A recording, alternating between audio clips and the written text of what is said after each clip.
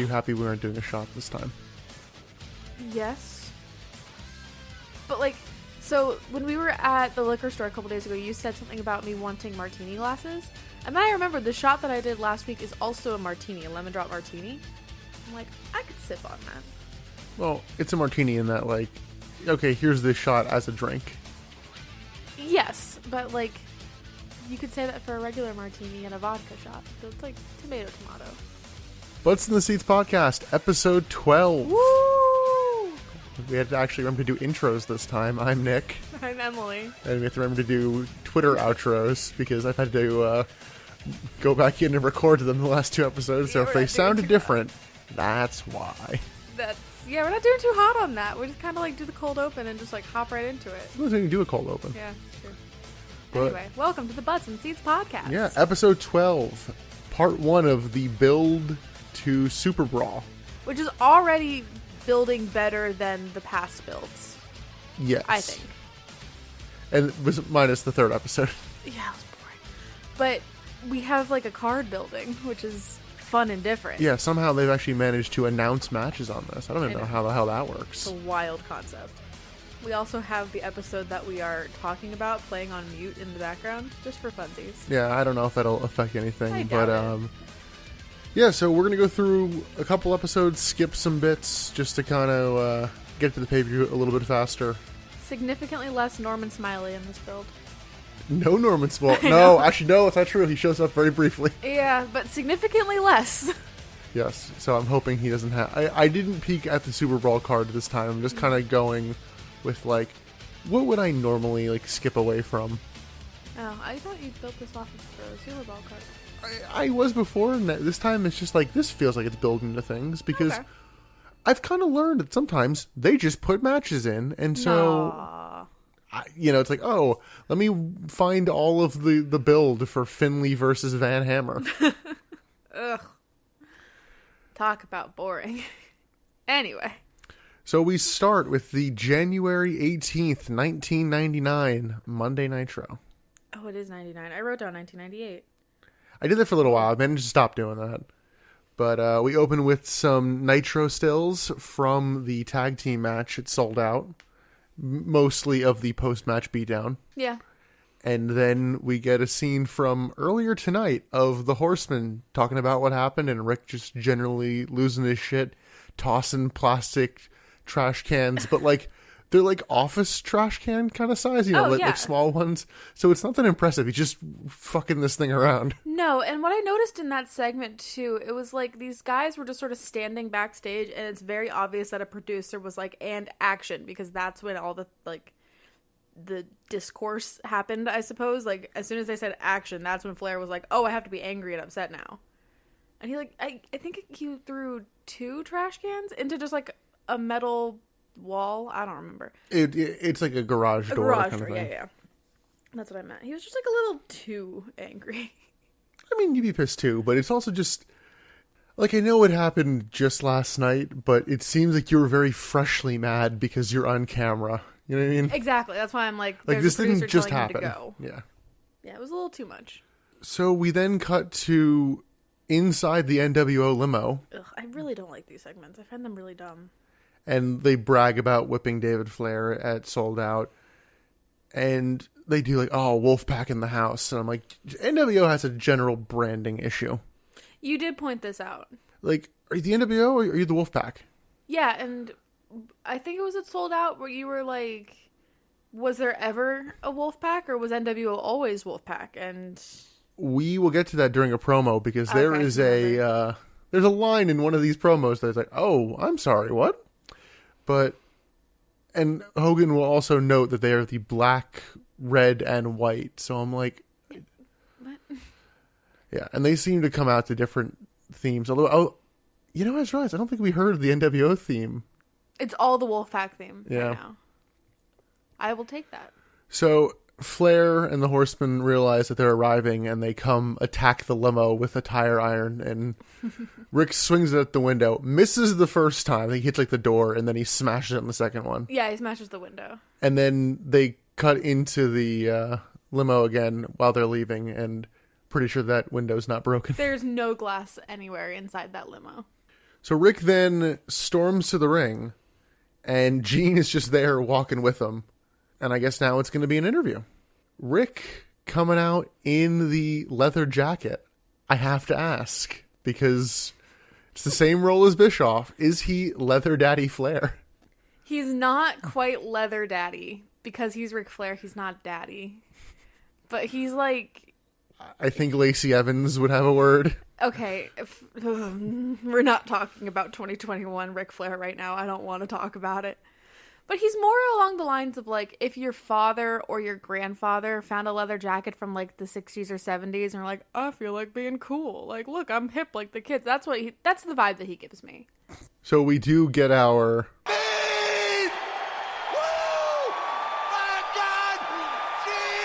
Flair notes that he is the president, and he tells Hogan that he still has to wrestle per his contract. He can't go do anything else. He's still got to wrestle. The presidential bid seems to be fluctuating. Yeah, I did note that in that sentence of, like, you're a wrestler, you work for me, he said, you can't go out and make movies, you can't travel the world, but he doesn't say you can't run for president. I guess he can. He also says that at SuperBrawl, it's going to be Hogan versus him for the title. That's our first SuperBrawl match on the card. Main event, Ric Flair, Hulk Hogan. That's already more than sold out. And there's a title match. Yeah. So we got that going. I think I called that. Probably. Because right now it's him or Goldberg, and Goldberg seems to be doing very unrelated things. Yeah, he's kind of on the back burner right now for storyline purposes, I guess. Flair generally shows some great fire here, but it's Ric Flair. He always shows great fire. Sometimes it's a little too much. I think that he goes overboard a lot. A little bit. Flair says that Hogan will have to kill him to stop him from killing Hogan. Is that what you're talking about with him going a little too far? Yeah, he's got a little too much fire. He gets crazy eyes a lot. He also says that he is a 14-time world champion, in which they constantly flip-flop whether or not it's 13 or 14 times. Yeah. You said that it's you say it's 14, right? I think it's 13. Okay, I don't know. Because, like, I think he says 14, and then Gene and commentary say 13. I just know by the time he leaves WCW, it's 16 in quotes, because he has other world championships that they don't count. And at a certain point, what's a world championship? Just like a territory championship. Right. Flair also says that Hogan isn't mad enough to go one-on-one, noting that he always has some backup. So is now the time to mention the Hells Angels? Because we kind of skirted around talking about them because we didn't really know much. And then I looked into them a little bit, and I'm like, when you have your own Wikipedia page about criminal activities, I'm like, oh, we really yeah, because like passed over that one. We had, like, I guess an off mic conversation about the Hells Angels, and I was very wrong. I thought they were like this charitable organization that's like these do-gooders, like trying to change the reputation of a motorcycle gang. Apparently, I was very, very wrong. I don't know what I'm thinking about, but... I mean, I imagine they do some to kind of like, you know how the mob has like an Italian restaurant? It's like, no, I'm a humble pizza man. I don't do anything. Don't look in the freezer. Allegedly. Everything we said, allegedly. Exactly. Yeah, so you looked up the Hells Angels, you looked up their Wikipedia page, and they're apparently not too savory. No, if you are a member in a different country, you are like barred from coming to the U.S., one country has like straight up outlawed them, and yeah, it's they're not the best. No, and I also we didn't realize they were international. No, I did not. Although we do get an appearance in the upcoming episodes from somebody who used to be a Hells Angel and then became an actor. Oh, see, up and coming group of boys. Yeah, but he had to leave to become an actor. Anyway, let's move on from the Hells Angels, because yes. Everything we're saying is alleged. It was all on a Wikipedia article, so everything we could be saying is false. Flair claims that Bischoff is behind pretty much everything that's been going wrong the past couple weeks and tells him to come out. Bischoff comes out and it's like, I had nothing to do with last night. You can't prove shit. You don't know jack shit, buddy. So he then books himself versus Bischoff, but Bischoff notes like, listen, per my contract, I have to do, all the demeaning things you're making me. Don't have to wrestle. Mm-hmm. It's not my contract. I only wrestle when I want to. So Flair then offers that if Flair loses, he can shave his head and he'll like go away forever. Like once again, like, really overstating the stipulation. It's like, I, Ric Flair, will be bald and I will also disappear. No, you won't. Bischoff says no, so Flair's like, I'll give you the company back. And sorry, this is where he says that I'll go away forever. So it's like, get the company back and Ric Flair's gone forever, and you might as well just add and I'll blow you, because it's not going to happen. But yeah, so he booked himself in a hair match, essentially. In a one-way hair match, because it was not hair versus hair. David Flair then comes out suddenly and like pushes Bischoff aside on the way to the ring, grabs the mic and immediately just starts shouting.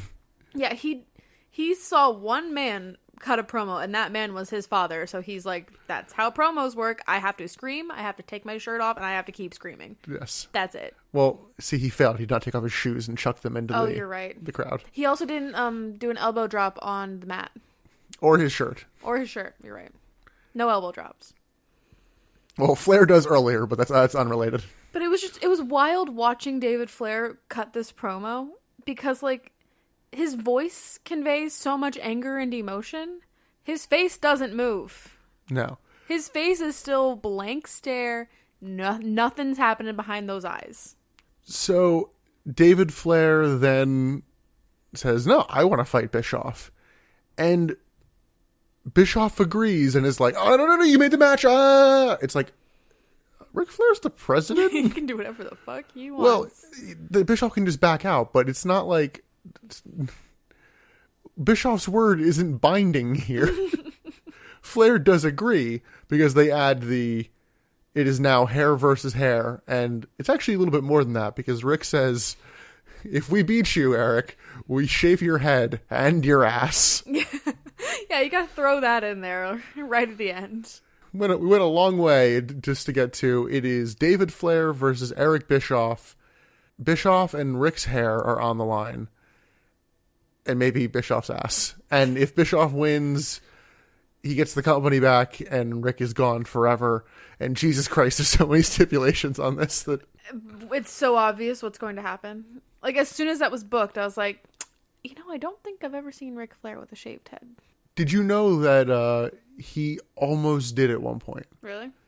It was right before he came to WWF in 92. The promoter, I forget if it's Crockett or Hurd or somebody who was a little bit out of touch, was like, Ric Flair's not a draw. We want you to shave your head and go by Spartacus. No.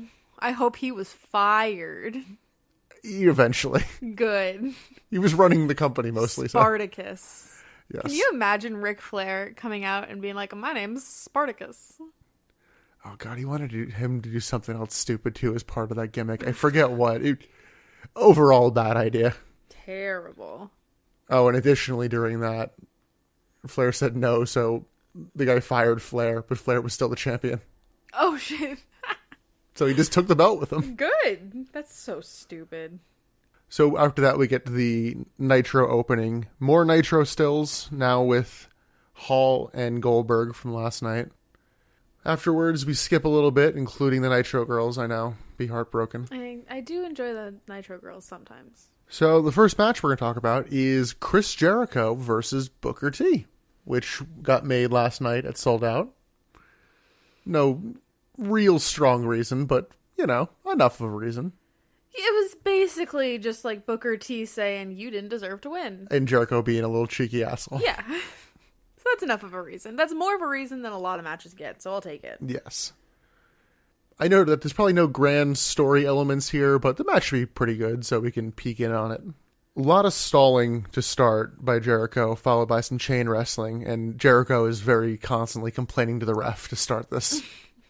I also noted that their gear is kind of matching in this. They're both kind of wearing the same color palette. A little bit. Booker still has all of his Harlem Heat gear. Is that what this is? Harlem Heat? Yes, it's his tag team with his brother. I forgot that was a thing. We never really watched any of it. I forgot that Stevie Ray was his brother. We're still waiting on payoff from that storyline. You're right. But again, I have the perfect wrestling brain. I have the perfect memory for wrestling bookers and producers. I forgot that he was related to Stevie Ray, so I forgot about that build-up and that argument, whatever. So it doesn't matter if it gets paid off to me. Well, I tell you who didn't forget stuff is the guy who brought a G.I. Bro sign out with him. Oh, what? G.I. Bro is one of Booker T's old gimmicks. Oh, okay. It's just like, oh, look, I'm a smark. Somebody can remember this stuff. I am not that somebody. And I am the person that they target. Well, it's also a bad thing, because anything they build towards, you're like, I don't remember this. Well, yeah, but like... Also, should remember more than 3 weeks considering a pay-per-view build is, this one's 5. How long ago was the Stevie Ray thing? Probably about 3 weeks. No, absolutely not. It was after World War III. No, it wasn't. It was after World War III. I don't think it was after Starcade. I'd like to go back and check on that because I really think it was a lot longer ago. Keep in mind, we only started watching the pay-per-view before World War III. I mean, yeah, but Stevie Ray and Booker T were siblings for about 3 minutes of our watch. So I think you're saying 3 minutes, like a little bit longer than that in real life, but well, I still don't know. Are they actual yes, shoot brothers? Yep. Oh, okay. It's pretty good back and forth in this match. Jericho ends up hitting a best I can call it is a triangle springboard clothesline to the outside. That's a mouthful. He basically does his triangle dropkick move, but it results in a springboard clothesline to the outside. So it's pretty as close as I can get. I didn't say it was bad. I just said it was a mouthful. He goes for a cocky pin. Booker obviously kicks out, but we do not get a rest hold, and I ask him right after. Not immediately, no. This match actually goes for a while, a good back and forth, before we get a real rest hold and a ask him. I think I was talking about, man, these guys are just going. They're on the rest hold, and then immediately it's like, oh, rest hold. But still, they went a while. On the outside, Jericho chokes Booker with a cable. DQ. This spot happened a lot in this build. It did. After a few weeks of not having any borderline DQ moments, there were a handful in this one. Give or take. I mean, there were a few. I didn't actually notice the cable in this one. Yeah, it's brief. We get a flying nothing from Jericho, which I believe I also correctly called. Yes, you did. And you called it in another match down the line. Because that is what we're calling that now. That has been coined as the flying nothing. Yes. Where he just jumps off the top rope and immediately gets low blowed or something. It usually ends up with a boot to the face. Oh, I thought it was a boot to the balls. No, it's usually... Oh, okay. It is. Boot to something. Yeah, various areas. After the flying nothing, Booker starts his comeback, hits a scissor kick, and then a spine buster. It's a real nice spine buster, too. It was. They called it something else, too, and I'm like, no, it's a spine buster. Yeah, they don't really have the same names for moves as WWF. And I don't know if that's intentional. No, they also sometimes give something a name and then stop calling it a name. Where, he has this, jumping sidekick. Because he hits that after a spinneroonie. And later, they call that a Harlem sidekick. Which I'm going to call that because I don't really have a good name for those. Yeah. Do they call it the spinneroonie? I don't think they do. I don't know. I don't think they do either. I noticed that in another match of his, they just say a breakdance move. Well, right now he's kind of using it as a way to get up off the mat. Which I'm totally okay with. I hate the spinneroonie as a taunt. I do not mind it as a way to get from laying on the mat to standing. It just seems so excessive in that regard. Nah, I like that. I like it when it's deliberately excessive in a taunt. Here it's just just get up. But after the Harlem sidekick, Booker hits a missile dropkick with a, I know it's a rock stunner cell. Because Jericho bounces halfway across the ring off the ropes and then in position for the pin. And he gets the win. Yeah. This is a pretty good match. I really enjoyed this match. This was a lot of fun. Safe to say it was better than anything on Sold Out? I'd say that's safe, yeah. Yeah. So, that's our first match. I enjoyed it as much as I expected to. I think I can say, it's Jericho Booker T. These guys shouldn't put on a bad match. It was a really good way to start the show, too, because it was a lot of, energy, high-flying, yeah, the crowd was into it, too, which helps. Yeah. Yeah, because neither of these guys are NWO either, so it's ooh. Thank God. Oh, man, if Jericho ever went NWO, I think I'd be that's it for me. Yeah, no, he never did and never does, even when they come over to WWE. No. So, unfortunately, nothing comes from this match. Just a nice little detour for us. But next up, we get a Mean Gene interview with who, Emily? J.J. Dillon. J.J. Dillon. You now are aware of J.J. Dillon. He came out and they were like, J.J. Dillon in the ring with Mean Gene. And I literally went, oh, that's J.J. Dillon. Got it. Okay, cool. He's just generic middle-aged white man with glasses. I'm sorry that they all look the same. Okay, you can have it both ways. They have glasses or they bald. Both! They are both. They are balding at the minimum. Yeah, yeah. So in WCW, you either have long blonde hair, yes, you're bald, yes, or you wear glasses. Yes. Okay. Or some combination of the three. You can't be bald blonde. I guess Hulk Hogan. Hulk Hogan would. Well, I guess he wears sunglasses. So. I said some combination of the three. Anyway, J.J. Dillon comes out and he notes that he has suspended referee Scott Dickinson. Oh, no. If you've forgotten, Scott Dickinson is the ref who has been screwing over Perry Saturn. Yes. Fair call there. I'd suspend him too. It's like, I'm not going to fire you. Like, go get your shit together and come back. I don't think we ever, see the end of that, at least not in this build that we're watching. I think he said it was for 30 days. 30 days? Okay. I guess we will, right after SuperBrawl. He also books a triangle match between Hall, Bam Bam Bigelow, and Goldberg for tonight. So we seem to have two main events now, because we have that and the Flair-Bischoff match. He then talks about being impartial in terms of who he's rooting for in that match, but then notes that his dad is, dying, and is like, I know my dad would be rooting for David Flair, and it's like, oh, okay. So you can be impartial, but your dying father doesn't have to be, and he's rooting for David. Cool. Yeah. Thanks, bud. I'm like, weird, Weird way to show your partiality. I was going to say, just weird time to bring up your dad. Sounds like you really need to talk about it. Yeah. Do you just need a friend, JJ? John? No, JoJo, as we call him later. Yeah, not much here, but, I kind of don't mind that J.J. Dillon comes out and is like, here's the information you need. Goodbye. Yeah, I have to go now. My planet needs me. That is appreciated. So, our second match of the night is David Flair versus Eric Bischoff. And both of us were like, wait, what? Now?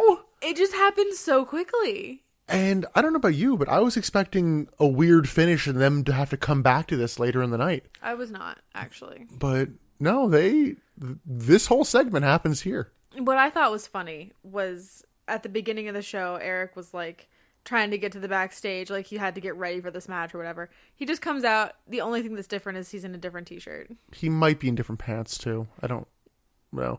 But we did note that he's wearing the other NWO shirt because he was wearing the black and red. Yeah, and now he comes out in the black and white. Yeah, I don't know why. It's just I got to get ready for this match. Change his t-shirt. We also get an appearance. We have not seen somebody in a while during Bischoff's entrance. Ugh.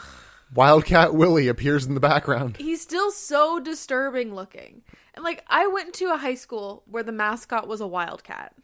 And my mascot looked like a wildcat. When we were at football games, you can tell, oh, that's a wildcat. What does a wildcat look like? What the fuck is this thing? A cat. What is this thing? This thing belongs in, fucking Barney. This is not a cat. It's not a dinosaur either. It's okay, fine. Give it to Sesame Street then. There's who knows what's on Sesame Street. Go there. You're not a cat. You're not a wildcat. Get out of here. Strong words from Emily here. I hate Wildcat Willie.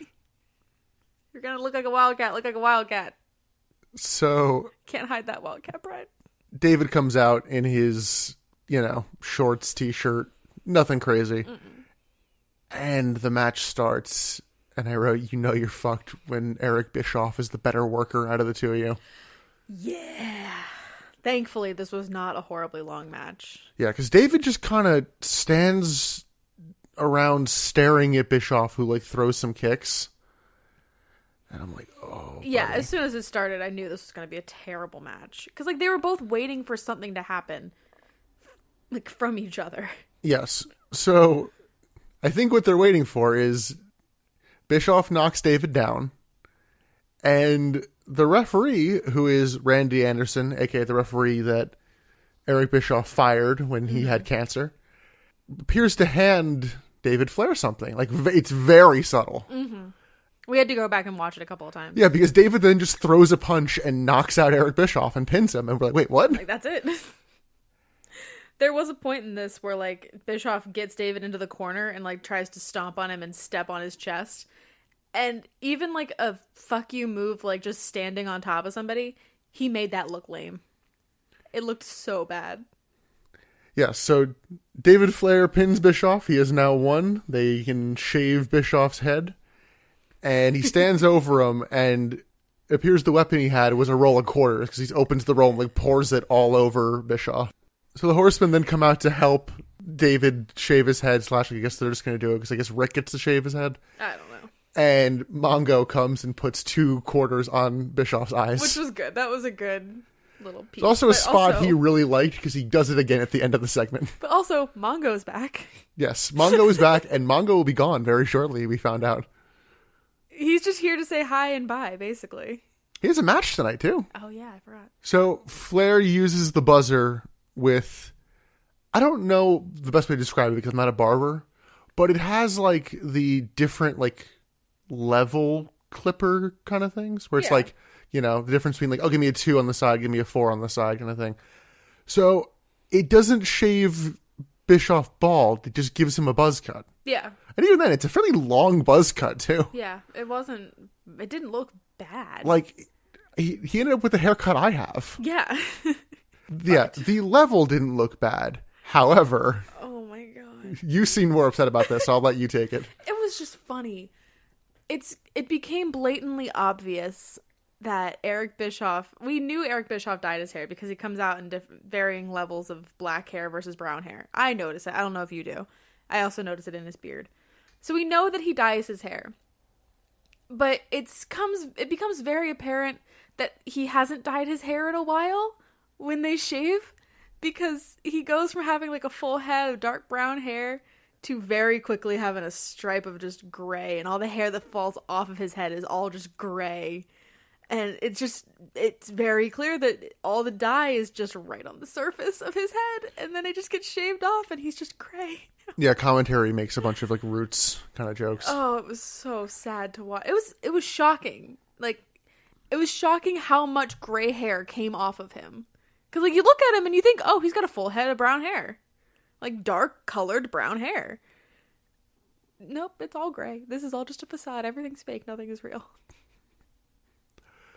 So they shave his head and Bischoff ends up waking up at the end. And for some reason, as the Horsemen are leaving to, like, no music, or it's right before the music hits, you know how for the NWO entrances, like, they have sound effects? Mm. An evil laugh plays over the PA system. It's real weird. Oh, I missed that. Yeah, it's so brief, and I'm like, okay, sure.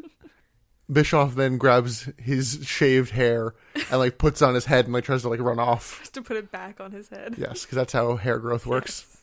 But I don't remember who he shouted this at, but, like, he shouted at somebody as they're walking off. He said, "You did this to me," with, like, his shaved head. I'm like, yes, Eric, that was the point of the match. Yes, they shaved your head. They did this to you. It was vague. I think he was yelling it at the ref.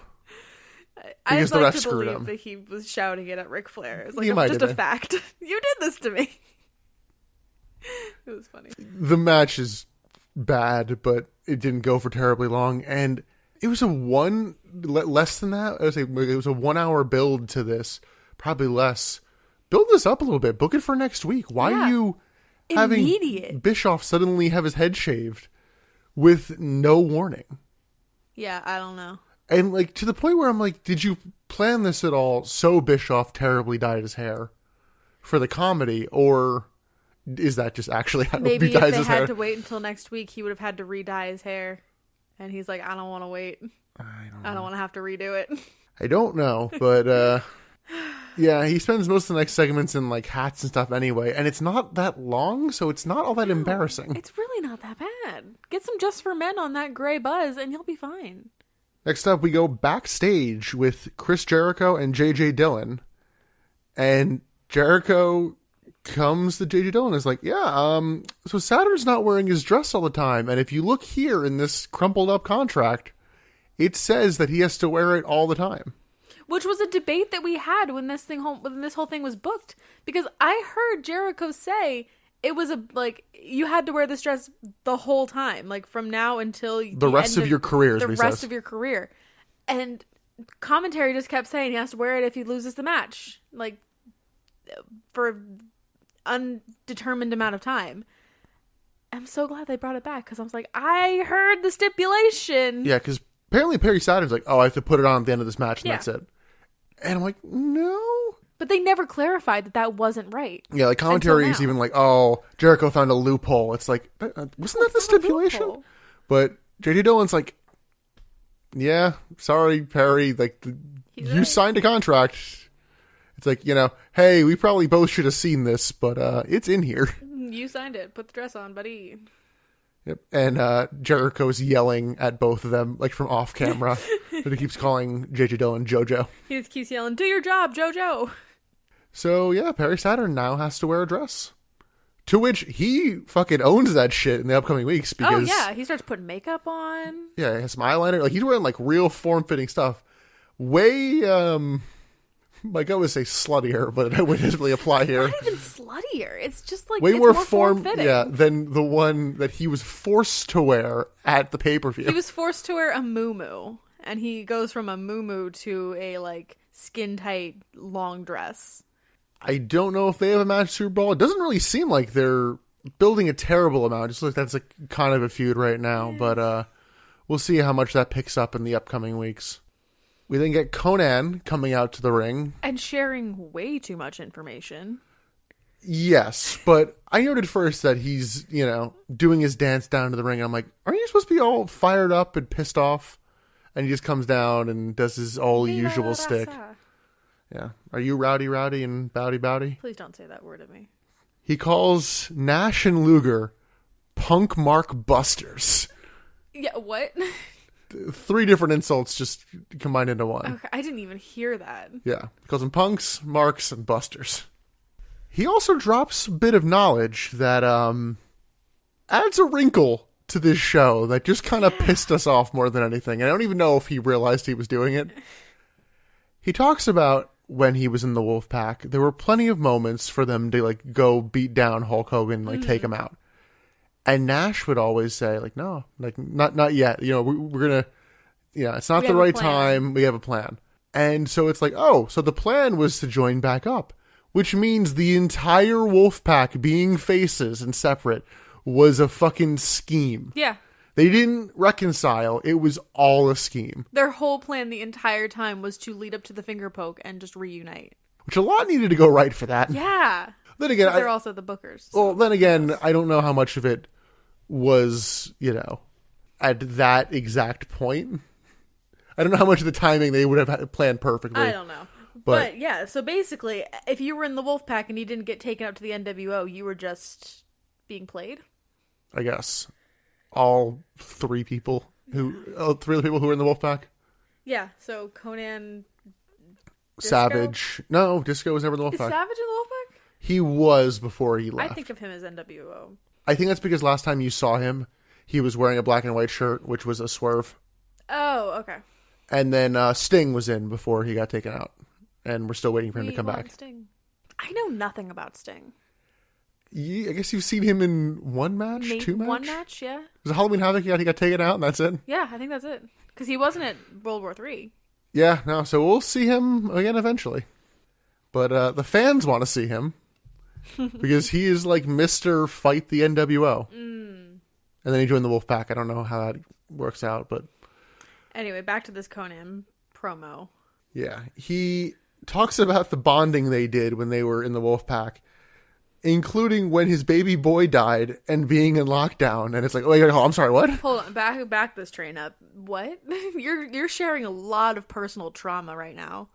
First of all, your infant son died. I'm so sorry. I don't know. That's horrible. I don't know if it was infant or just young boy. Fair, but still, Jesus. Yeah. And apparently, Kevin Nash comforted him, and then the lockdown was kind of vague. But being 2021, we're like lockdown, quarantine. COVID. Also, I feel like the Wolfpack wasn't around for all that long. You would know more than I would. Yeah, like looking here, it was only around since like April.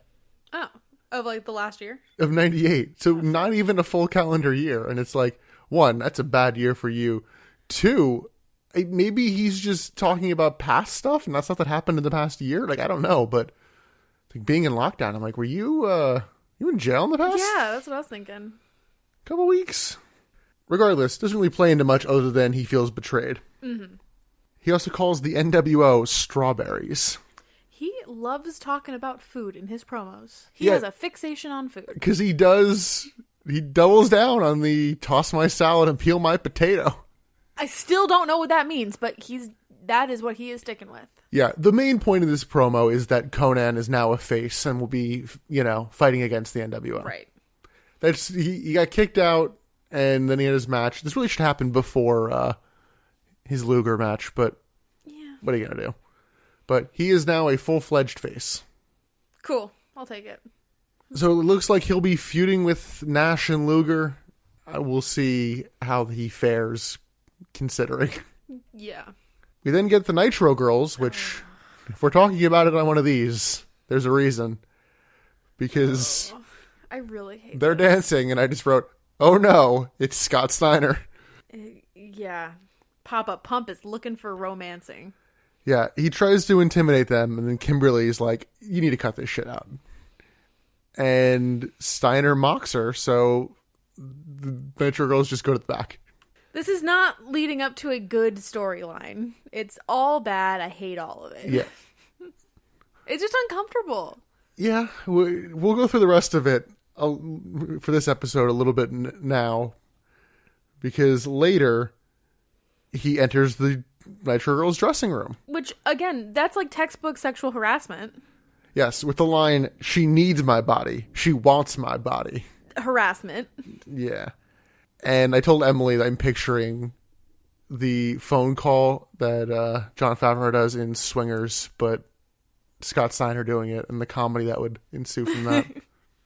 So security escorts him out of the Nitro Girls' dressing room. And later he seems to corner Kimberly in the bathroom. I couldn't really see. Yeah, it was a single stall bathroom. It was a single woman's bathroom. He's standing in the doorway, blocking her exit from the bathroom. She's essentially trapped, and it's not cool. No, yeah, and he wants her to cheat. That's what he wants. Yeah, he wants to sleep with her because she deserves a real man. I think that's what he said. It's something like that. DDP's not a real man. I beat your man. Yeah, that's the main crux of this is Steiner wants to bang Kimberly. Well, we've passed it for this episode. Good. For this episode. There is a harrowing thumbnail in the second episode, but we'll get to that one. We then get Nash, Luger, and Liz coming out for a promo. Nash mocks Conan to start the promo. Always good to take your competition seriously. Really puts over the program. Right. Nash claims that if it wasn't for him, Conan would still be jerking the curtain, which I'm like... It's a great way to say it. Yeah, I don't need the whole fucking smarky shit, which is basically what the NWO's, especially Nash's promos are. Oh, good. So you're finally starting to join my side of fuck the NWO. They're the worst thing to happen to wrestling. I mean, I have openly showed my disdain for this. I don't know. You've always kind of like looked at me like, just wait. When I'm like, oh, I fucking hate the NWO. You're like, I don't know. Well, to be fair, my just wait is usually it'll get worse. Oh, well, I feel like we're on the same level now. But at least. Yeah, I don't need the you were a jobber before you're in the NWO. You want to go back to being that? It's like no one fucking cares. Yeah. Nash just generally mocks Conan to the point where I assumed they weren't gonna feud. Yeah, he's like, you can talk about salads and potatoes, something like that. I mean, that was funny. Talk about your salads and potatoes. I can't remember what came after that. I was just really focused on peel my potatoes. They compliment Liz before Luger moves on to Rey, and Luger claims that he's going to take Rey's mask. Which is new, right? That hasn't been like... Yes, that is new. I also got a little suspicious because we skipped over talking about it earlier, but there's an interview with Rey Mysterio and Mean Gene's like, your mask still means everything to you, right? It's like, that's a random question, Gene. It's almost like that's going to come up in a story. Just out of curiosity, you still like your mask? You still want to keep wearing your mask? Would you be sad if someone took your mask? So Luger offers to not even have a match with Rey if Rey is just like, all right, here's the mask. I get sure. Because why would the hell would he do that? Because he's too scared to fight Luger. Okay. Nash and Liz aren't even remotely paying attention to this promo. They just start like whispering in each other's ears. They're like whispering to each other, yeah. I was a little happy at the end of this promo because Nash tries his wolf pack and the crowd going house was real small. However, like the next week or two, it's back up to normal volume. So I'm like, fuck me. They still love the fucking NWO. And I don't get it. Well, since you mentioned it, we might as well skip to the Lex Luger versus Rey Mysterio match. Yeah. Since it's Rey Mysterio, it's time for... Who's that Pokemon? So Rey is wearing a velvet brown mask. It's got to be so sweaty. With gold and black. Yeah. But yeah, I can't get over the velvet brown. Yeah. So I'm pretty confident in my pick for this. Okay, I have noted that you are likely going to hate my pick for this. Why? Why do you do this? I'm going to go with my pick then. Because on Rey's velvet brown mask, there are also two little like red dots in the black. Yes, and there's one on the mask as well. It's very small though. So I said, Rey Mysterio is Kabuto. Okay, that's a good answer. I will give you that. I was pretty proud of that when I found it. I was thinking that a bit. I mean, unfortunately, there are no velvet Pokemon. Well, no. They're two-dimensional animated animal things. The one I picked took the internet by storm a while ago. Oh, no. It is a Alolan Dugtrio. What? With the blonde hair? Yeah, that's the little gold accents on the mask. That's a bad answer. That's a bad take. Fuck you. That's not... No! Brown has the black and a little bit of the red, too. Or it's pink nose, pink. but it's close enough. I would have taken it if you had just said Dugtrio or Dugduo. There's no yellow there. I would have taken it. It's... Maybe I could say like the eyes or something. But with the hair... The hair's the gold. I think it would have to be more gold for me to be like, yes, the hair. See, part of my justification is that there's a lot more gold on the pants. Because like all the accents on there are gold, so... Yes. And then he has the like kind of black like kick pads.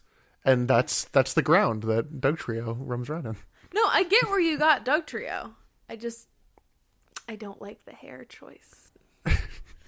You don't like it on the Pokemon or in my selection? All of the above. Well, I can't... See, now you're showing your bias. Well, okay, I don't like your choice for him either. You're wrong. You're wrong. I won that one. Anyway. Oh, important note. Rey is still wearing his LWO shirt. Yeah, I can't figure out where he stands at the LWO. Yeah, because Luger says, give me the shirt and the mask. And, we'll call this off. Rey refuses, so Lex cheap shots him. There's some pretty good power versus quickness action in this. Like, even though I know I gave them best bid for Sold Out, I was impressed. I liked the Lex Luger match so much. Yeah. No, this was like very good, high energy, fast paced. I like the more fast paced matches. Like, that's why I liked Jericho and Booker T this like at the beginning of this, because it was a faster pace. They weren't just like both pick a corner and just stand and huff and puff in it for a while. I hate that. I think it's boring as hell, but like it just keeps moving. Something's always happening. Yeah, some good action, and then Nash comes out. Always. He's always just there. Lex works Rey over with power moves, and he tries to remove the mask a couple times, but Rey starts his comeback, but then Lex regains control. Lex tries for the mask again, but Rey fights him off. Nash then just comes into the ring at one point and sidewalk slams Rey to big boos. Boo. Rey wins by DQ, but they are now going to beat him down. The main story of this match was that, Luger was willing to dish it out, but Rey was willing to take it and always kind of came fighting back, and would always get a little more fired up when Luger went for the mask. Yeah, basically he's not going to give up the shirt and the mask. That's not going to happen. Rey tries to fight them off, but Nash hits a jackknife powerbomb and Luger puts him in the torture rack. I just really wish I understood why he's still pushing LWO.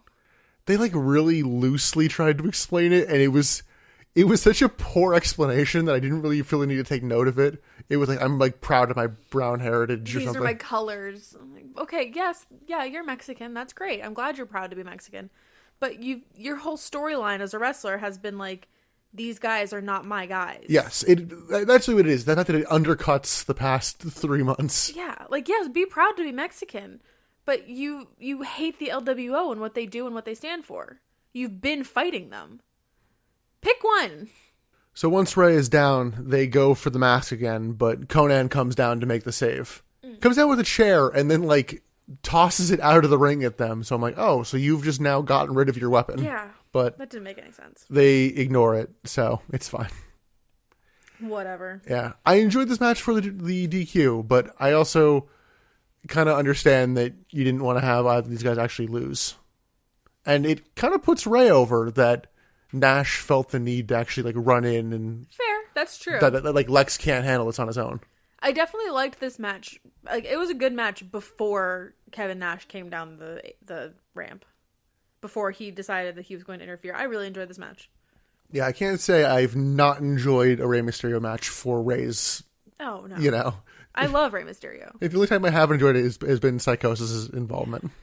None of him on this one. That's okay. Well, we get a mention of him in the second episode. But we are now on to the main event of the first episode here. It is the triangle match of Scott Hall, Bam Bam Bigelow, and Goldberg. This episode is kind of flying by. It really did, yeah.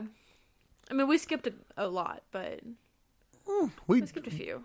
We did and we didn't. We skipped a lot of, smaller stuff. Hall comes out with Disco Inferno and Emily's favorite character on the show. The fucking stun stick. Goldberg comes out second, which I thought was weird. Yeah. I assumed he was going to get blindsided, but instead he clears the ring of Disco and Hall, and Bigelow blindsides Hall and Disco. I'm like, oh, that was not what I thought would happen. Bigelow and Goldberg both work over Hall for a little while because they're like, yeah, we both got issues with him. Let's just beat the crap out of him. I'll take it.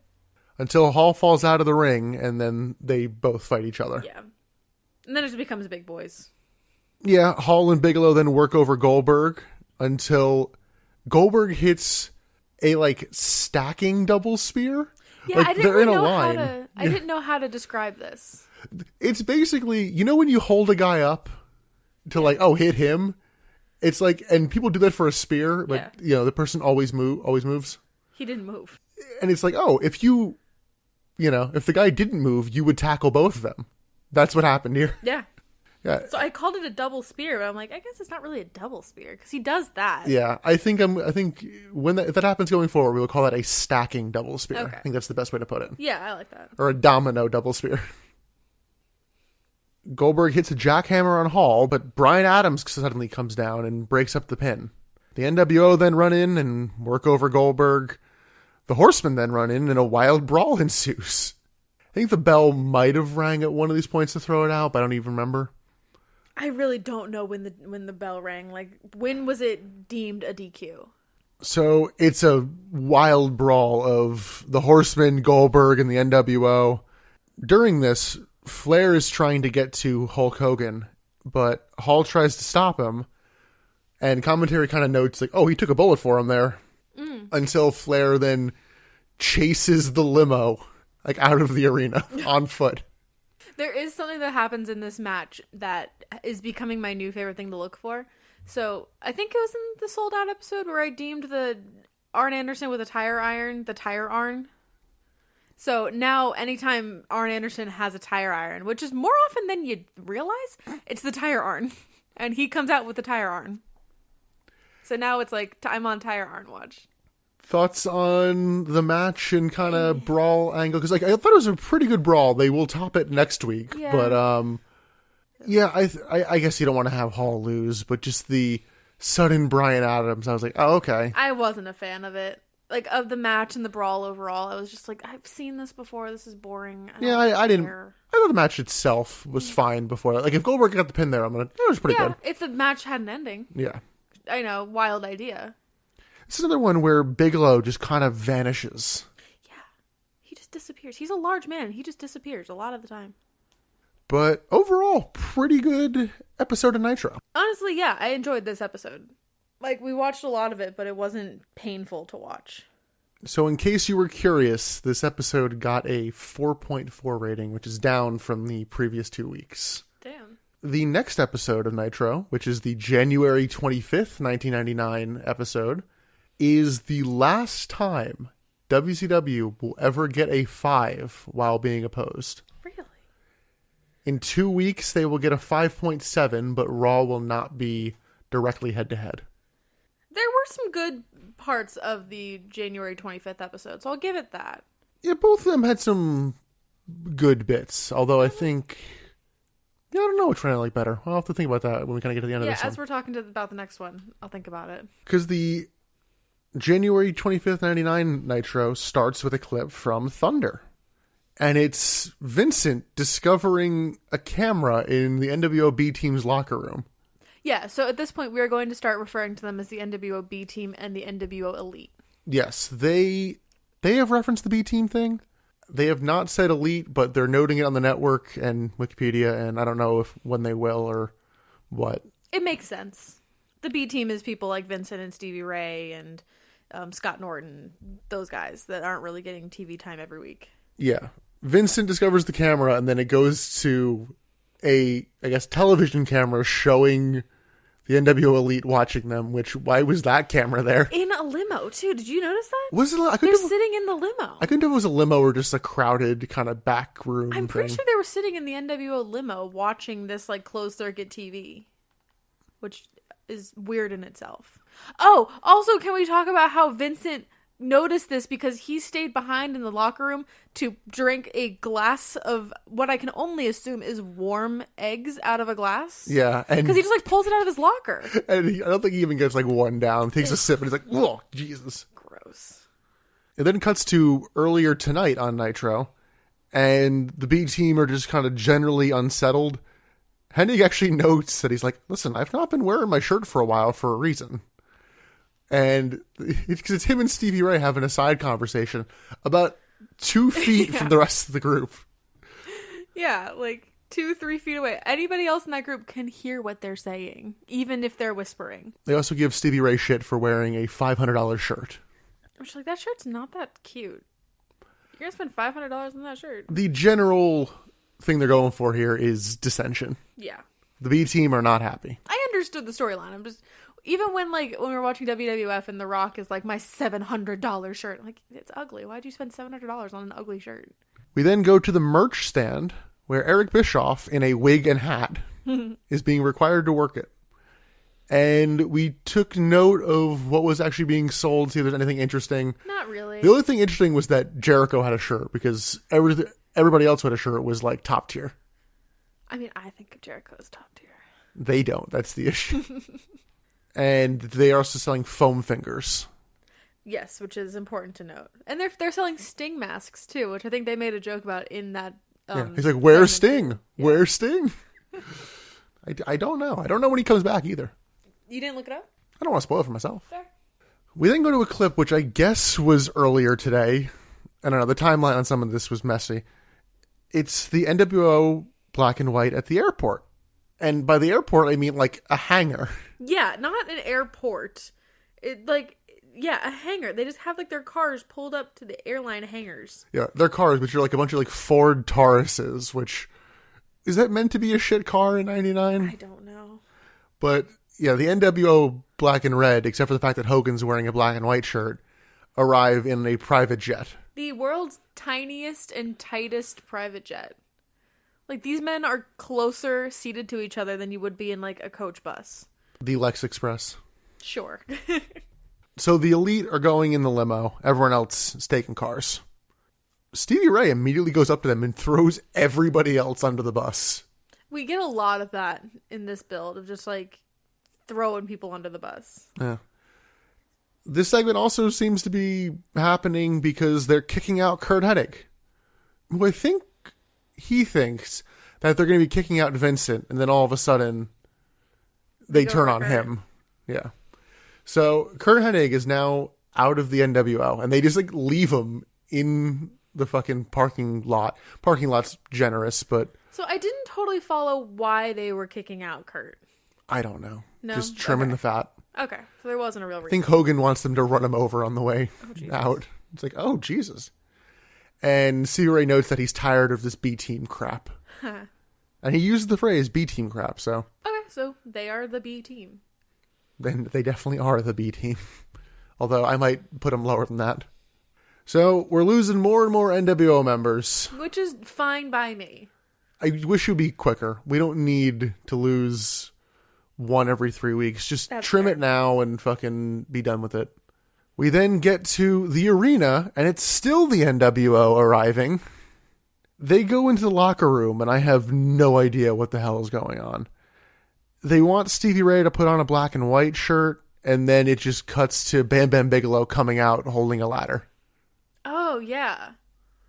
I think the whole dissension in the locker room was like, Kurt didn't wear an NWO shirt. Now he's out. You should wear an NWO shirt. And he's like, I got my $500 shirt. I can't wear that.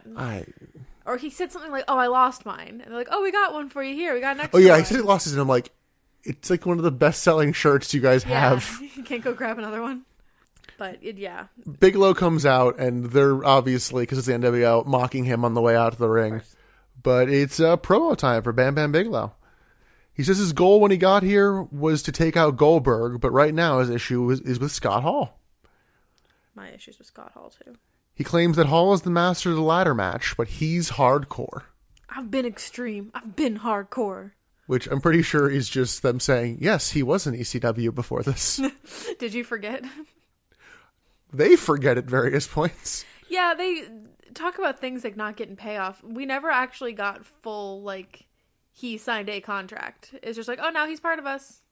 Yeah, he challenges Hall to a ladder match, and it cuts back to the NWO locker room, and they don't take him seriously at all.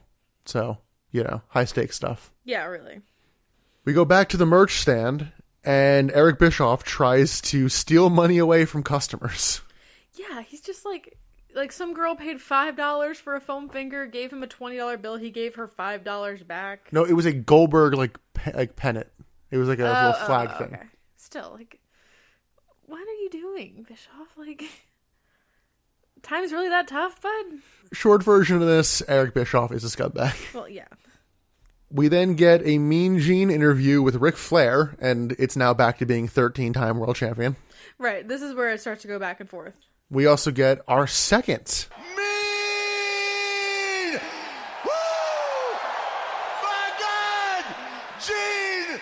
Flair tells Hogan that to be the man, you gotta beat the man. Apparently, on Thunder, they could have killed Horace, but they didn't. Your cousin, nephew, blood, Horace? Yeah. Yes, he fucked up at first. Your cousin, nephew, your blood. They just skirt right over that too. I love it. Yeah, I wonder if Flair was like, oh shit, which one is it? Your blood. Which one were we pushing? I don't remember. I don't know my own storylines. He somehow resisted the urge to say, your dead brother's son. Yeah, he actually called him his nephew, not his dead brother's son. Well, it's because Horace isn't a face anymore. Oh, right. It's not as heartbreaking. Flair then pivots to Bret Hart, and he tells him that he's going to defend his title at SuperBrawl. He also says that tonight it will be Bret Hart versus Booker T, which gets no pop, and it made me sad. Oh. And I think why they thought that would be a big announcement is because they're in Dallas here, and Booker T's from Houston. Oh. Well, he's actually from Houston. I guess they were billing him as being from Harlem, so maybe that's why. That sucks. He could have gotten an actual hometown pop. And hometown's still relative. Home state. Home state pop. He also says that the tag title tournament will resume. Even though that got canceled on Thunder? So, the NWO has been interfering in that, trying to cancel it. And so, to counteract that, Flair's making this a lumberjack match. But it's kind of a reverse lumberjack match. If they're trying to keep people out as opposed to keeping the wrestlers in. That goes off, without a hitch later, so. That is not one that we watched. But No. We've actually not watched any of the tag title tournament. The final will be at SuperBrawl. We will have new tag champions then, and we'll worry about that then. Yeah, it's not a now problem. He also books a 6-man tag team match tonight. It'll be Hogan and whatever 2 NWO members he wants versus Ric Flair, Chris Benoit, and Mongo. I think that's why I forgot that Mongo had a match tonight, because he's barely in this. Oh, yeah. I think he's in it for about 30 seconds. That's generous. He's there to fill out numbers because Dean Malenko's still hurt. Oh, Dean. And Arn doesn't wrestle anymore. Unless he got his tire, Arn. So we have our main event tonight. And a semi-main event. And a match we're going to skip. We thought this Nitro didn't have a lot of matches. The next one has even less. Yeah. But we get Scott Hall coming out to answer the Bam Bam Bigelow challenge. He also comes out with Disco Inferno and a ladder. Oh, and the stun stick. Of course the stun stick. But, stun stick might as well be indoctrinated into the NWO at this point. But yeah, he comes out with a ladder. It's like, I'm pretty sure you just answered the challenge. Yeah, I think that's enough. Right there. Commentary refers to Disco as being the ladder boy. Ugh. Hall starts his promo with his patented, "Hey, yo." And he now, he doesn't have the bandana tie-up anymore. I know this is a Razor Ramon thing because we most recently watched a Razor Ramon match. But he's got, that one strand of hair on his forehead, and it's greasy and gross. And the whole time I was just like, push that shit out of your face. It looks more intentional here. It looks like disgusting. You're, really organizing your hair to get that. Oh, yeah, he gelled that to be there. Yeah. It's like Danny Zuko in fucking Grease. He curled that shit and made it lay right where it is. I hate it. I just want to be like, get it out of your face. Hall claims in the NWO they give people exactly what they want, so he agrees to the match. Which, again, you brought out a ladder, and also when you walked in the ring, they, dropped the hook down for you to put the fucking stun stick on. Yeah, It was I think, match is yeah. on. He also says that the match won't be against Disco. It'll be against him. And I'm like, was it ever going to be against Disco? No, that was the challenge was Hall versus Bigelow. Choke on your toothpick, Scott Hall. Jesus. I showed Emily Shawn Michaels versus Razor Ramon at WrestleMania 10, and you seemed mad that it had Scott Hall at first. Then you actually ended up enjoying the match. I was more mad because Kevin Nash came out with Shawn Michaels. I was like, you're trying to show me a Kevin Nash match? And I was like, no! He was like, no, I would never. I'm trying to do a Shawn Michaels match. And then fucking Scott Hall comes out. I'm like, you motherfucker. It was even better because you didn't know the theme, and he's silhouetted to start, and then he walked out of the light, and it was like, you fucker. So, we have our match, and it's happening now. Bam Bam Bigelow versus Scott Hall. It's the same rules as the sold-out ladder match. First one to zap your opponent wins. Yes. Hall hits a diving bulldog and asks Disco to grab the ladder. Disco grabs Bam Bam Bigelow's leg, and the ref just throws him out to the ladder match, which I kind of gave shit before, but then we watched the WrestleMania 10 match, and they do a very similar thing with Diesel, and I'm like, okay, I guess you can kick people out of a ladder match, sure. It's weird. If you're there to start, you can be kicked out, but if you run down towards the end of the match, you're fine. Right. Commentary talks a lot about, one, the general state of the ladder. Oh my god. And two, whether or not they have a replacement. Oh yeah, they have a back and forth where I don't even know who's speaking, but something happens to the ladder, and one of the commentaries like, "Oh, that might ruin the ladder," and someone else like, "Ah, they're only $100. Not like we have a supply of them on hand." Like, okay, well, are you joking? Are you serious? Because could go either way. But yeah, they say that ladder's broken about 30 times in this match. Hall hits Bigelow with the ladder a few times until Bigelow gets the ladder and just fucks it at Hall on the ground. We get the way I can describe it is a Joey Mercury spot. Was that tipping the ladder over? No, it is it's like a seesaw kind of move where you tip one side of the ladder and the other end hits your opponent in the face. Yes. Yeah, Hall kind of drops down to the floor and I guess kind of hits it on the way down, and it catches Bigelow in the face. Mm-hmm. It's kind of sloppy because it seemed like Bigelow threw Hall into it and then ended up catching himself in the face. Yeah, there were a couple of sloppy ladder moves in this. I also just don't trust WCW with ladder matches at this point. Yeah, we should note that it's a weird distinction. This is a ladder match, not a ladders match, because there is one ladder for this match. Right. Same as the night before. Right. Back from commercial, Hall scoop slams Bam Bam, and then you might need to help me out in describing this. He gets in the second rope and has the ladder like in front of him and kind of does like a roll. Oh, yeah. From the second rope, he kind of jumps with the ladder and like puts his weight on it and like a splash kind of thing.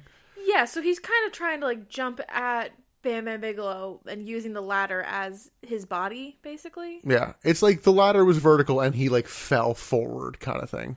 Right. And then he like fell on it, like his weight impact like made the ladder hit harder, basically. Yeah, we got there. Yeah. Sloppily, we got there.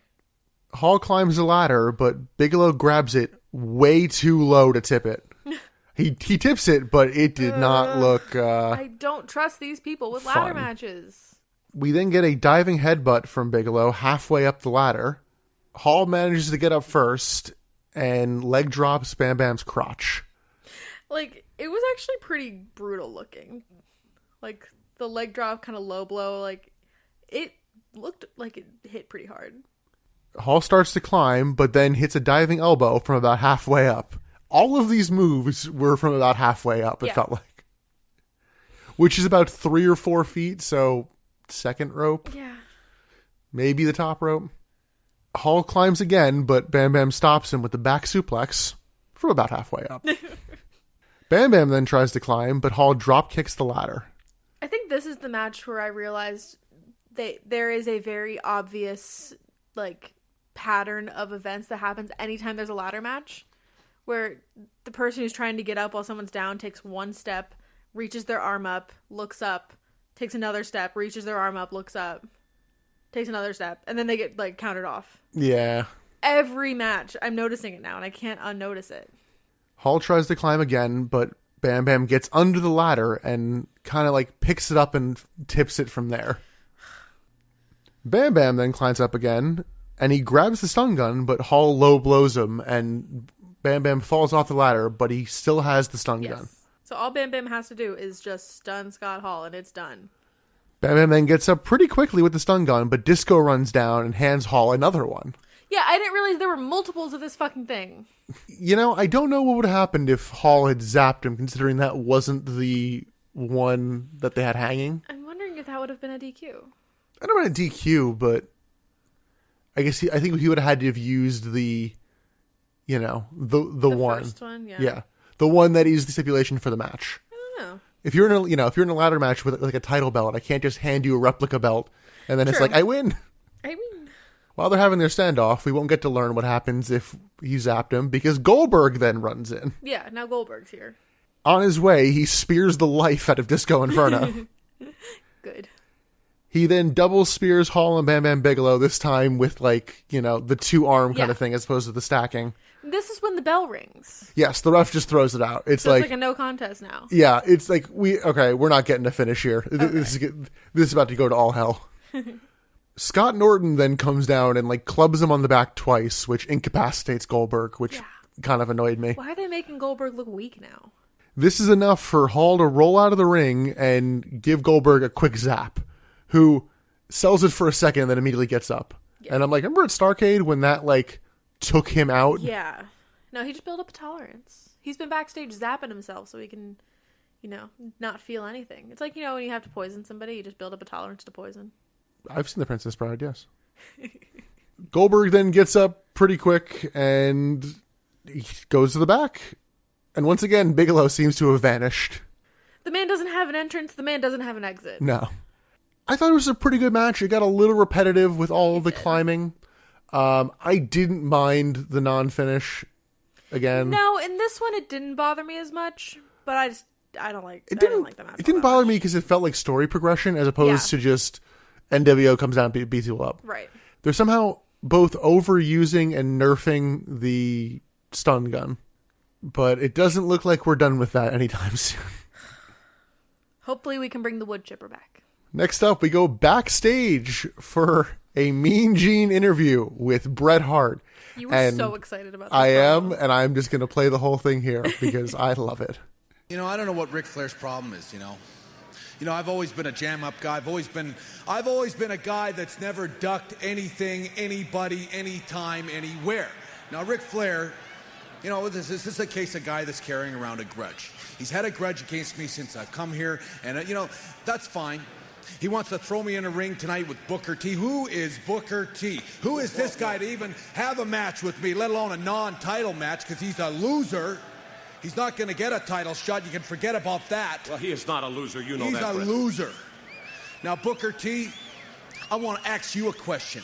Have you got the guts to step in the ring with the excellence of execution tonight? Do you know that your life is on the line? Your career is on the line. All the little kids at home, they're going to watch me tear you up and break you in little pieces. Is that what you want?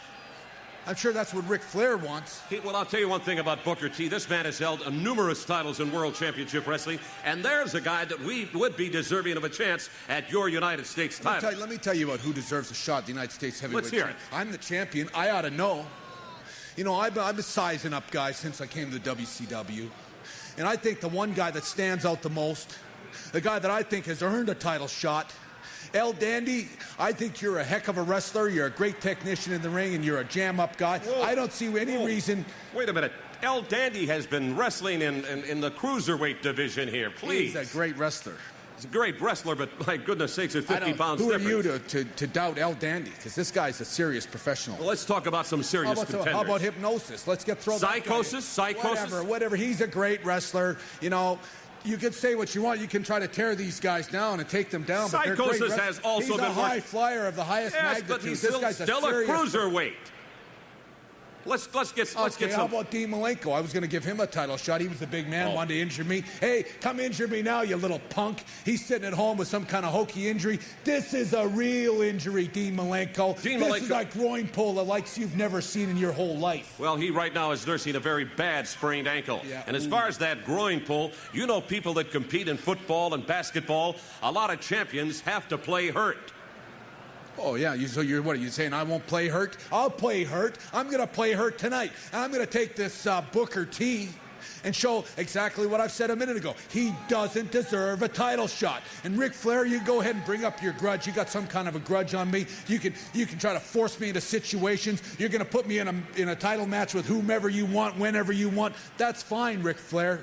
That's fine, because you know why you're jealous of me? It's because I beat you. I beat you the day I came in, and I beat you every time I ever stepped in the ring with you, and you just got a grudge against me. That's all. Make no mistake about it. On February the 21st, Am I right? in Oakland, yeah, I'm right. You're going to be facing somebody, and that U.S. title will be on the line, Mr. Hart. Emily, question for you. Who are you to doubt El Dandy?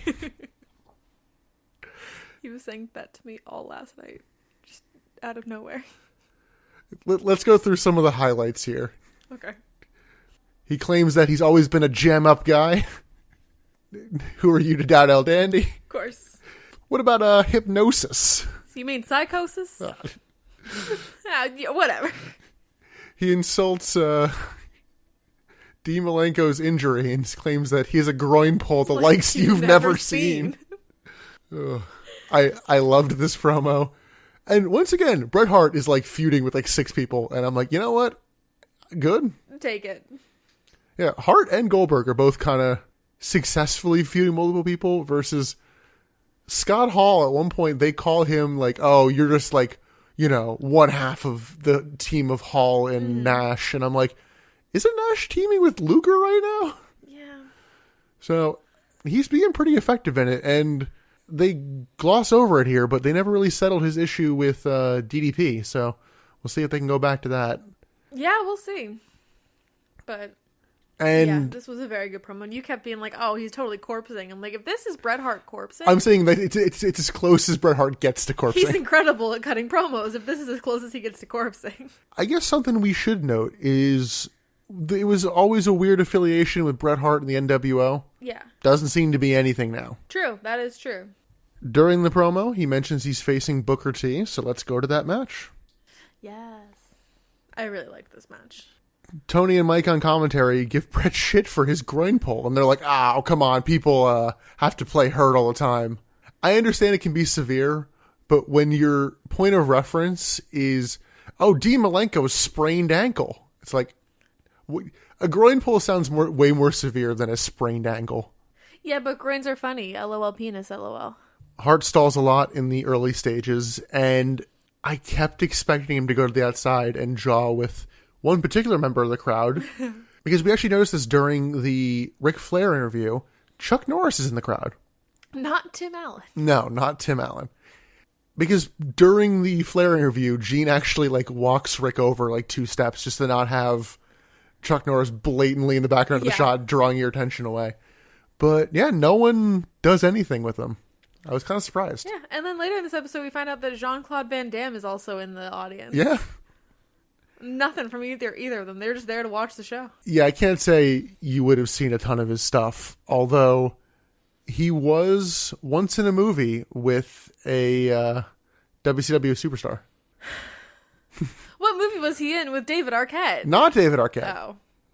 He was in a movie called Double Team, co-starring Dennis Rodman. I hate wrestling.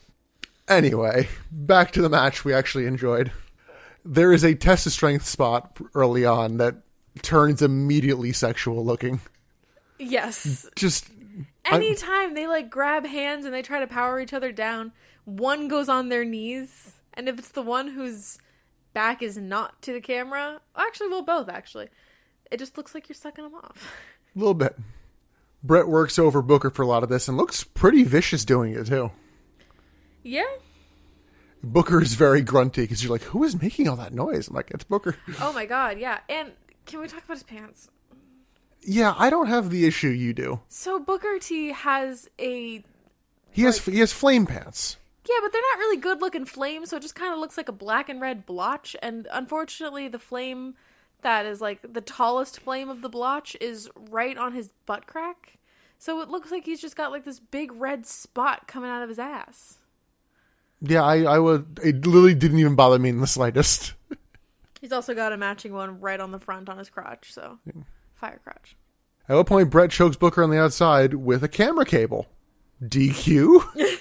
Yeah, this poor, was this the one with the camera guy that was just desperately trying to gather his cables? Yes, because it was very caught on Booker T afterwards. I just felt bad for the guy. You're just ruining all your cable wraps. We get a very soft spin kick from Booker T to where both of us kind of went, ooh. Yeah, everything in this match looked so good, and then there was just that very soft kick, and Bret then starts to work over the leg and locks in the figure 4, which I don't know if it was meant to be a shot at Flair because, they have their issues. I know he's kind of been using it on his own too, so could work either way. Booker tries to kind of reverse the pressure by getting onto his stomach and manages to do so right as they get to commercial. Yeah. Back from commercial, Bret just immediately puts the figure 4 right back on Booker T. It's like we went backwards 20 seconds and just redid everything. Yeah, except Booker gets out way faster this time. So I was kind of confused. I'm like, what did you have planned? Or what happened there? Right. You thought that it was just leading right to the finish and that was going to be it, but it went for a couple more minutes after that. Yeah, I don't know. It was really strange. Maybe they weren't told they had a commercial break. We have this, match planned out. So shit. I don't really have an answer for you there. It just seemed odd that they were the commercial because it was right as he turned it over, and then they got back and it's no, right back in the figure 4. Turn it over, then we can go from here. Yeah, weird. Booker starts his comeback. Hits a scissor kick. Hits suplex into a spinneroonie. Harlem sidekick. Sidewalk slam. He then goes for the Harlem hangover, but Bret rolls out of the way. Bret grabs the U.S. title from the outside and goes for a flying nothing from the second rope. Booker manages to counter by actually getting his boot up and hitting the belt into Bret's face. Booker hits another Harlem sidekick, and they go to the outside. Booker then chokes Bret with a camera cable. They then go back in the ring, and Booker brings the cable in the ring and goes for the choke again. But as the ref is trying to get the cable out of the ring, Bret hits him with the belt, knocks him out, and gets the win. This is a really fun match. I really liked it. It was, but I don't think there's even a shot of Bret celebrating. They cut away so fucking fast. Yeah. Yeah, I thought this was a very good match. Once again, if I told you it was Booker T and Bret Hart, I'd be like, yeah, this should be good. And it was. Did you prefer this one or the Jericho one? Honestly, I don't really know the answer to that. Because I really liked both of these matches. I want to say this one, the Bret Hart match. But I don't know. I liked them both. I think I'd agree with you. I wouldn't judge you if you said Jericho. I think it just means I like Booker T. Yeah. I mean, he sticks around for a while, so I'm glad you like him. I also missed my bad call of the night, even though this is a multiple part build, so I guess it's up the episode. Yeah, the best bits, the bad call tonight, MVP, it's kind of up in the air, so we'll just do like per episode. Yeah. It's Bret Hart was supposed to be sneakily low blowing Booker T and instead doing it in blatant view of the ref. Because it's like a back kick low blow kind of thing where the ref's supposed to be like in Bret's face, but instead he's plenty of space between them and he's almost like looking at Booker T. It's like, oh, yep, that's kicked the dick. Oh, that's awkward. Especially because it was clearly supposed to be sneaky and the ref was just out of position for it. No. So after they cut away from Bret before he can celebrate, this is where we see Jean-Claude Van Damme. Yes. Which, yeah, you have Chuck Norris and Jean-Claude Van Damme in the same building and you don't do anything fun with them. My guess is they didn't want to do anything. No, they probably just wanted to watch the show. Yeah. Although, credit to Jean-Claude Van Damme, he is not literally middle of the hard camera. True. He's like Chuck Norris is in the front row, dead center on the hard camera.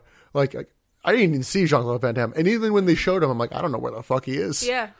We then get a clip from Thunder of DDP warning Steiner to go nowhere near Kimberly.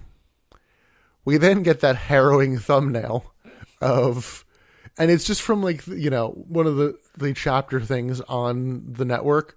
And it's just a very tight close-up of Scott Steiner watching the Nitro Girls. It's really creepy. And he has the sunglasses so you can't see his eyes. It's just generally unsettling, as is he during this, because even commentary is terrified of him, because he just comes over to the commentary area and they're like, just tell him whatever he wants to hear. Just like, get him the fuck out of here. Don't piss him off. Don't piss off the roidy boy. I just don't find this man remotely attractive. He thinks he's like God's gift to women, and I just find him gross. He's veiny. He's large. Like, he doesn't look like he'd give good hugs, you know? He looks like he would hurt me. Or he'd be like, I don't give hugs. You do everything for me. Like, I'm not... You get in the kitchen, make me a sandwich, woman. Like, that kind of guy, you know? Did you know him and his brother now own a Shoney's? Really? I love Shoney's! I was not... No way! Did not expect this. I love Shoney's! I have to find videos from the opening and then, like, demolishing the old building. Oh. When I was a kid, we would, like, drive to... When I lived down south, we would drive to Florida, and we'd, like, stop at Shoney's for breakfast. You know, they say all Shoney's are created equal. But you look at me and you look at the one across town, you can see that statement is not true. That was good. Anyway, let's move on to the main event. No. Two things that I wish were up north. I'm sorry, I'm stuck on. No, go ahead. I wish we had Shoney's up here, and I wish we had Zaxby's. You've heard my rant about Zaxby's. I disagree on the Zaxby's thing. Love Zaxby's. I think Zaxby's is by far the best fast food. You're wrong. So the main event is Hollywood Hulk Hogan, Kevin Nash, and Scott Steiner versus Ric Flair, Chris Benoit, and Mongo McMichael. I did not realize his last name was McMichael. Yes. That makes him a little less scary. Also, his real name is Steve, if that even kills it more. Fucking course his name is Steve. Is it Steve McMichael? Yes. Why'd they go with Mongo? It's probably an old football nickname or something. I looked at him a bit. Also, yeah, his last appearance is 2 weeks? The 8th. So yes, 2 weeks from this point. I did not realize he was a member of the 85 Bears, which is considered the best NFL defense ever. Oh. They also... Have you heard the Super Bowl Shuffle? I've heard the term. I don't know what it means. It's a song they recorded. Oh, then no. I know what our outro music is now going to be. Oh, no. Oh, you're going to make me listen to that later. Oh, no, wait. I have to do that for Mongo's last episode, so... Fair. On the way to the ring, Michael Buffer, who, yes, is here to do the announcements... Of course. Notes that Hogan is a presidential candidate. Yes, so he's still in the running, I guess? I guess. Nash grabs the mic and does his face promo bit. Because, of course, Steiner continues to imply that he's going to bang DDP's wife. There's a trio of women who are holding a pro Scott Steiner sign. Something about basically they want to bang him or something. And Bobby Heenan just looks at them and goes, the Golden Girls. Because they were like late 30s, kind of 40s. They weren't No, old, they're not. though. They're not. No, they weren't Golden Girls age. Don't say 30s is old, Mr. Turning 27 in a few days. Yeah, just Bobby Heenan out of nowhere, just going, Golden Girls. I was like, I need to pause for a minute. Regather yourself.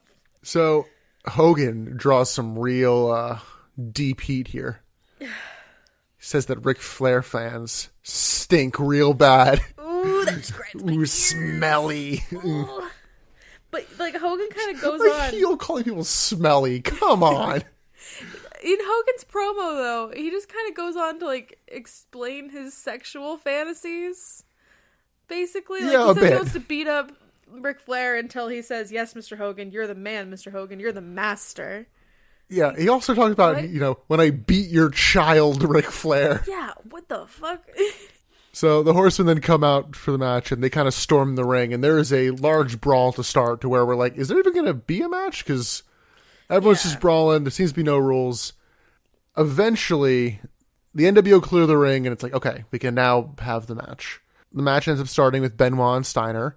And around this point, commentary fucking buries Alex Wright. Oh, yeah, out of nowhere. Apparently, Alex Wright no-showed this Nitro.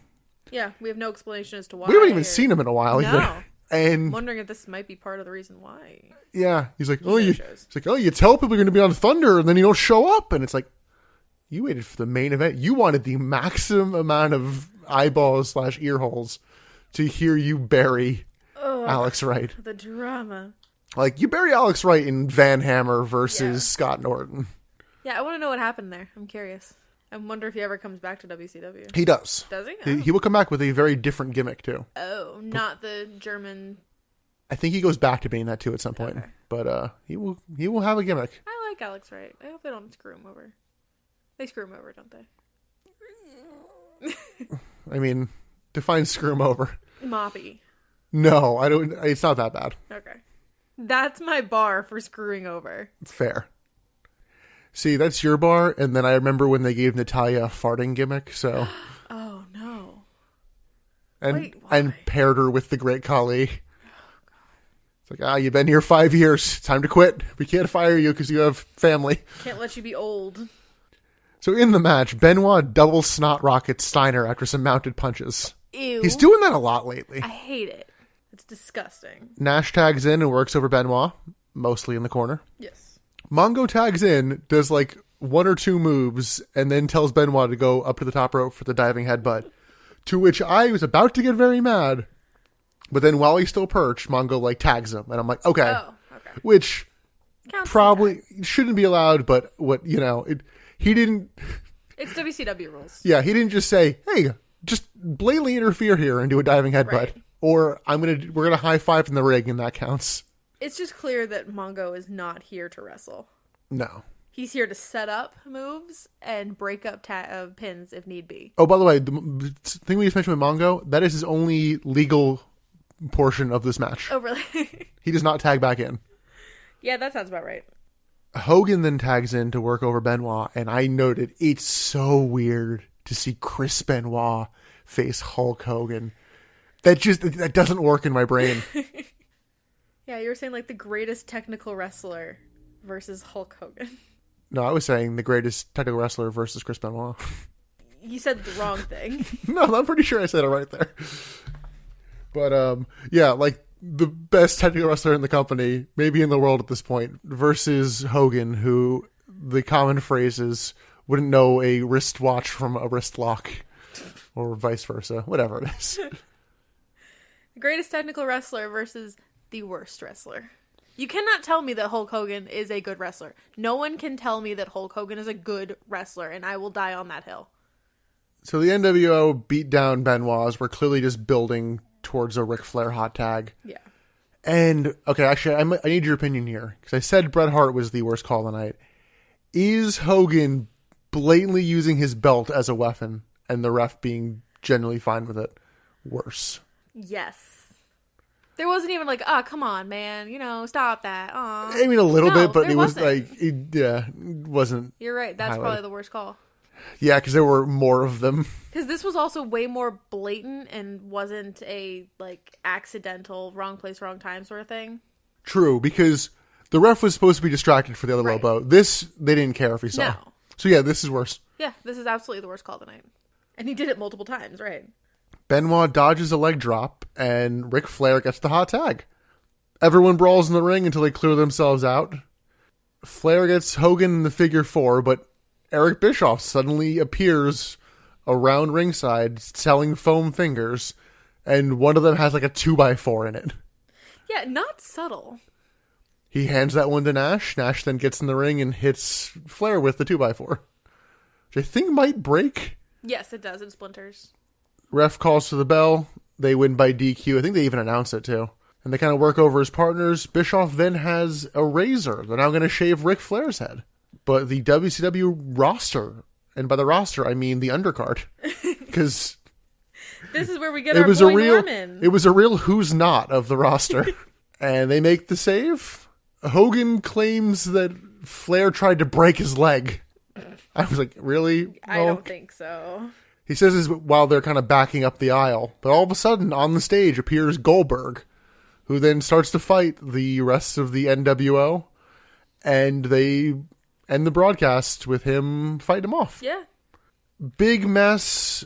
Did not expect the DQ finish. I could have seen Flair going over Steiner, but I guess they want to keep everybody strong. I think this was a better brawl than the last episode. Yes. 100%. Commentary did note that it's like, oh my god, WCW is finally like sticking together. We'll see if this leads towards them overwhelming the NWO or if it's just a false kind of thing. God, we can only hope. We did peek at the next episode. We'll save that for the build part 2. But just to give you a little tease, you will see Eric Bischoff in a dunk tank. A lot. A lot. We also get Glass Skull Kimberly on the next episode too, but we'll have to wait for that next time. In the meantime, best bit of the build and MVP of the build so far. Okay, so I have my MVP of the build for sure, and that's Bret Hart. Like, I think that in this last episode he had like a really good moment, 2 moments, the promo and the match, so I'm gonna give that to him. I'm torn for my best bit, because like I really loved that promo, but I'm also gonna give like I don't know. You give me yours. I don't know. I'm giving my best bit to the promo. Oh, okay, yeah. Who are you to doubt El Dandy, Emily? And my MVP, while really only doing matches, give it to Booker T. Booker T put on 2 great matches. Fair, yeah. And most, best match on each one. Yeah, I'll probably give best bit to the Booker T Bret Hart match. Okay. Yeah. Feel good about that. We actually seem to have some things happening at SuperBrawl. We have a card building. Yes, I think a lot of them get booked on the next episode. Yeah. But still, like, we still have, like, 3 weeks until the show? Yeah. Or until SuperBrawl? We got 3 more weeks. Main event's going to be Hogan versus Ric Flair. Yeah. That's something. That's more than we had going into sold out. Yes. So we'll try to bring that to you soon, but in the meantime, you can follow us on Twitter at ButtsInThePod and give us a follow on Spotify. Emily, any closing thoughts? How are you feeling on this? I know you were losing the will to live a little bit on the build to sold out. I was. I don't want to die as much on this one. I'm actually kind of getting excited for SuperBrawl. Okay. Which is something that I haven't said in a while for a WCW pay-per-view. So yeah, I'm hopeful. I'm a little optimistic right now. All right. Oh, and next episode we get the debut of Tori Wilson. Oh, fun. We saw her in the thumbnails. I don't know what she's going to be doing, but she'll be there, I guess. All right. Until next time, I'm Nick. I'm Emily. Thanks for listening.